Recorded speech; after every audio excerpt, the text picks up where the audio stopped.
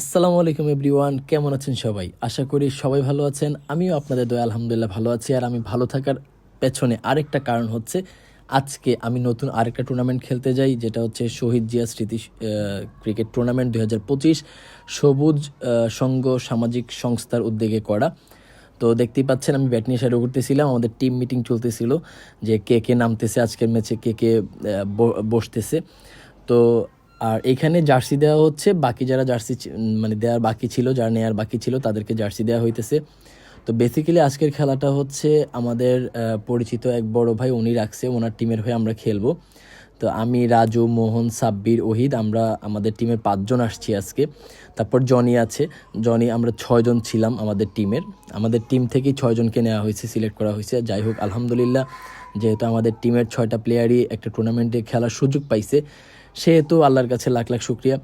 তো এই হচ্ছে মাঠ। আর মোহন নামতেছে, এই যে মোহনকে দেখতে পাচ্ছেন, মোহন নামতেছে। মোহন খুব চিন্তিত ছিল এই পিচ নিয়ে, কারণ পিচ কন্ডিশনটা ছিল খুবই বাজে।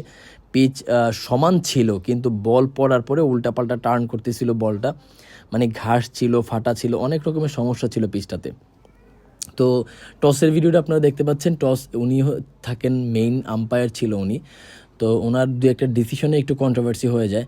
তো সেগুলো নিয়ে আর কথা বলতে চাই না, কারণ মাঠে অনেক কিছুই হয়। আর আমাদের অপোজিট যারা ছিল, আশা মনে হয় ওই টিমের নাম কীরকম, তো তারা টসে জিতে আসলে ব্যাটিংয়ের সিদ্ধান্ত নিয়ে আমরা বলিং পাই।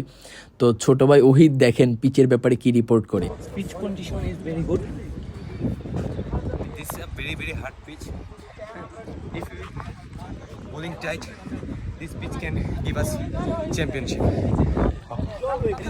তো যাই হোক, আপনারা দেখলেন তার এক্সপ্লেনেশন দেখলেন। তো আর এদিকে রাজু, ওই যে আমার ক্যামেরাম্যান যে ছিল, তাকে বলতেছিল এই তুই ছবি তুলো, বলতেছে না তোর ভিডিও করবো। তো যাই হোক এক পর্যায়ে খেলাটা শুরু হয়, ওহিদ স্টার্ট করে। আজকে ওহিদ বলগুলো একটু শর্ট পড়তেছিল, যার জন্য একটু সমস্যা হইতেছিল ওর। তারপরে উইকেট পাইছিল, একটা উইকেট পাইছিল ও। তবে নর্মালি ও ভালো বল করে, ও স্লোয়ার দিতে গিয়ে ফুল টাচ দিয়ে দেয়। এই যে দেখেন তার বলের কাটিং, তার নমুনা দেখেন তার বলের। তো আসলে সে মূলত ভালো বল করে আর কি। তো পরে আবার পরের ওভারে আমি আসি, হচ্ছে আমার বলের ভিডিও। প্রথম বলে আসলে উইকেটের একটা সুযোগ থাকে, স্লোয়ার একটু দূরে বল করেছিলাম কিন্তু মিস হয়ে যায়। কিন্তু এই বলটা মিস হয় নাই, একটু জাতা দিয়ে উপরে তুলে দেই, যার কারণে উইকেটটা দিয়ে দেয় ব্যাটসম্যানটা, থাকতে পারে নাই। আমার বল দেখতে পাচ্ছেন, মানে বল কিন্তু নিচে দিয়ে যাচ্ছে, বল কিন্তু দূরে করলে উপরে উঠতেছে, আর সামনে করলে কিন্তু বল উঠতেছে না। তো এই রকম ছিল আজকের মানে খেলার টোটাল অবস্থাটা। মানে পিচটা আসলে বুঝতে পারতেছিলাম না, আর স্পটও ধরতে পারতেছিলাম না। তারপর আলহামদুলিল্লাহ ভালো বল করেছি 3 ওভারে মোটামুটি। এইটা আমার আরেকটা উইকেট, রাজুর হাতে ক্যাচ তুলে দেয়, রাজু ক্যাচটা ধরে। অসংখ্য ধন্যবাদ রাজুকে, আমার বলে অনেক ক্যাচই রাজু ধরে। তো এই হচ্ছে লেফটি ব্যাটসম্যানকে উইকেট, একদম বোল্ড, মানে নিজেকে স্টার্ক মনে হইতেছিল। যাই হোক আলহামদুলিল্লাহ 3 ওভারে মনে হয় 11 রান খরচ করছি আমি, আর 11 রান খরচে আমি 3টি উইকেট পাই। আর আমাদের খেলা শেষে আমরা খুব অল্প রানে তাদেরকে আটকাই দিছিলাম, যার জন্য খুব সহজ একটা টার্গেট ছিল। আমরা মানে চিন্তিত কম ছিলাম আর কি। তো ওইরকম টেনশন নাই যেহেতু। তো আবার আমার একটা কাজ আছে, আজকে আমি খেলেই বের হয়ে যাইতে হবে। তো যার জন্য আমি আজকে ওপেন করি, নর্মালি আমি 1 ডাউন করি, আমি আর সাব্বির ওপেন যাই, যেন মানে খেলাটা ভালো হয়। সেই পারপাসে আমি উইকেটটা আগে চলে আসি, কারণ হচ্ছে যেহেতু কম রান, তাড়াতাড়ি খেলে দিয়ে এসে পড়বো। কিন্তু আর হলো কই, আজকে আমি দাঁড়াতে পারি নাই, কারণ হচ্ছে পিচটা এতটা টাফ ছিল খেলা, যার জন্য আমি রান করতে পারি না। এইদিকে জনি ভাইরা খেলা দেখতেছে, জনি ভাই গেছিলো আজকে খেলায়, জনি ভাই গেছিলো, জয় গেছিলো, তারপর অনেকেই গেছিলো আজকে খেলা দেখতে। তারা অস্ট্রেলিয়ার ইংল্যান্ডের ম্যাচ উপভোগ করতেছিল, আর আমাদের খেলাও দেখতেছিল।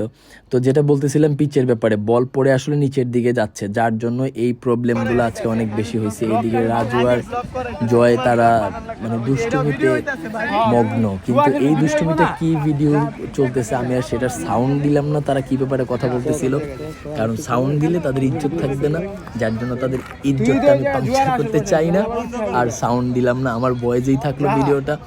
তো যাই হোক এক সময় যখন আমি মাঠে আসি, মাঠে আসার পরে ভেবেছিলাম যে টুকটাক রান করে দিয়ে চলে যাব, কিন্তু আমাকে আসলে মনে হয় 1 রান করেই ফিরতে হয়। কারণ হচ্ছে আমি বলটা বুঝতেই পারিনি, আর যেহেতু একটু তাড়া ছিল, উইকেটেও আগে চলে আসছি। নর্মালি আমি যেহেতু 1-1 খেলি, তাহলে ওপেন জায়গাটা আমার না। আর রাজু দেখেন কি বলতেছে, আমি এই সাউন্ডগুলো দিলাম না একমাত্র রাজু অঞ্চলের ইজ্জতের দিকে তাকায়।